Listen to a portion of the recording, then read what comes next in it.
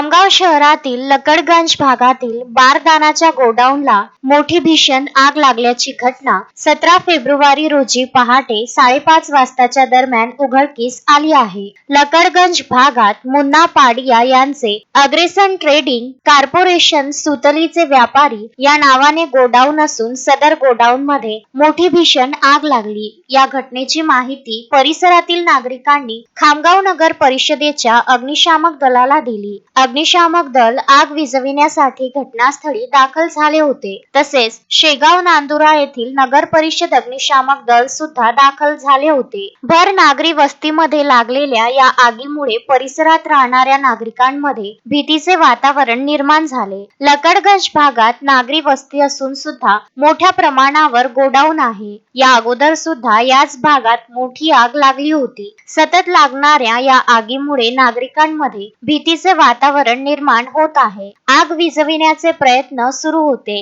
या आगीमध्ये अंदाजे 35 ते 40 लाख रुपयांचा मुद्देमाल जळून खाक झाल्याची माहिती मिळाली आहे. मोहम्मद फारुख, विदर्भ न्यूज, खामगाव.